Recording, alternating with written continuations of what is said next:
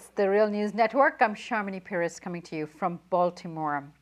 In June, UK citizens will be voting in a referendum on whether the UK should remain a member of the European Union or leave the European Union. Speaking to a crowd in Bristol, UK, Prime Minister David Cameron said remaining in the European Union is in the best interest of UK citizens. Let's have a look. Million jobs are dependent on our trade with Europe. Now, of course, not all those jobs would go if we left the European Union. We'd still do trade with Europe. But can we really put our hands on our hearts and say all those jobs would be safe? That we wouldn't be disadvantaged if we were on the outside? I don't believe we can. British newspaper The Times also published a letter signed by nearly 200 companies, among them including telecoms, retailers, oil firms, which said leaving the 28-member EU, also known as Brexit, would put the economy at risk. Jeremy Corbyn, the new leader of the Labour Party, had this to say about the Brexit. The reality, Mr. Speaker, is that this entire negotiation has not been about the challenges facing our continent, neither has it been about the issues facing the people of Britain. Indeed, Mr. Speaker, it's been a theatrical sideshow about trying to appease or failing to appease half of the Prime Minister's own Conservative Party. Joining us now to discuss this is John Weeks. John Weeks is Professor Emeritus at SOAS, University of London. His most recent book is Economics of the 1%, How Mainstream Economics Serves the Rich, Obscure Reality, and Distorts Policy. Thank you so much for joining us, John. Thank you for having me again. John, give us some background here. How did this come about in the UK? I mean, we were aware of this discussion going on in Greece, but not in the UK. The Conservative Party, for a very long time, at least 2 decades, has been deeply split over membership in the European Union. That split arose from a division between what you might call the xenophobic wing of the Tory party, which is basically quite nationalist and racist and what are called Little Englanders, and the England is the relevant term here because the opposition to the European Union is overwhelmingly in England, not in Scotland or Wales. At any rate, that split had been there. It was very serious in the 1990s. It almost brought the Conservative government down in the early 1990s. And then when David Cameron became the leader of the Tory party, about 10 years ago, he found himself in a situation in which he was initially rather weak, and he made the promise that if he became prime minister, or when he became prime minister, he would hold a referendum. He made that promise hoping that that would bring the party together behind him and that he would win the leadership. He did win the leadership. I think he never really thought he was going to call a referendum. Then it began to take a life of its own. He has a relatively small majority in Parliament, only 16 votes out of 630 members of Parliament. And so he finds himself dependent upon these xenophobes in order to continue to have a government. So he had to call a referendum. You might say he had set this trap for himself, and it snapped around him. Meanwhile, the Labour Party, back in the 1970s, had been against joining the European Union, but changed in the 1980s and has been pretty much supportive of the European Union. So Jeremy Corbyn himself was for pulling out of the European Union, but for entirely different reasons from the xenophobes in the Tory party. Jeremy Corbyn's reasons were he thought, correctly, that the European Union was increasingly becoming a union in the interest of capital with a neoliberal policy, social and economic policy.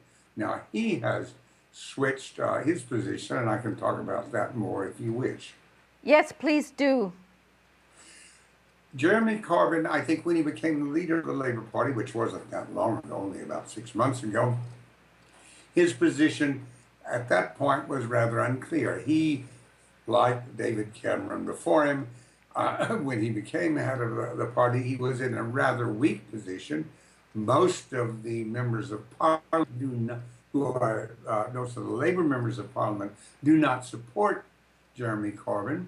So he had to move carefully on each of his positions. And initially he chose not to fight over the European Union, but over the main issue, divisive issue he decided to fight over, he's taken a very principled stand, is over Britain's nuclear deterrent. He wants to get rid of it.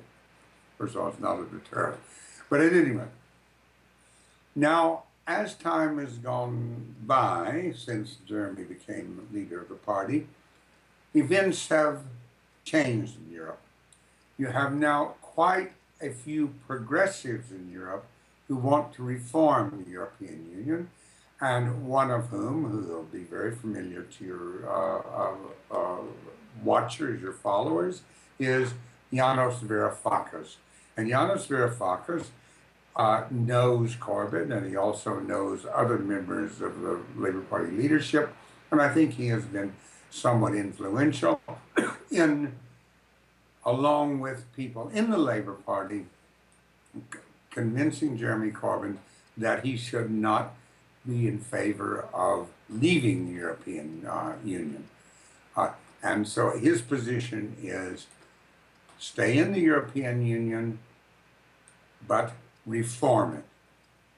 You know, there are good people on both sides who favor Brexit and who favor staying in the euro. Some supporters, of course, say that EU membership undermines the ability of the UK to regulate its borders, and says that it is necessary both for maintaining employment and social services for its own citizens, and also in terms of containing terrorism. People in favor of remaining in the EU say that benefits of current immigration policy help facilitate trade, employment. My curiosity is, where do you come down on all of this, John? If the people who are running the Brexit organizations, the one that want Britain out, if they were to come along to me and want to hire me for to make their arguments for them, I could do an extremely good job of it, because it is very difficult to make a progressive case in favor of the European Union.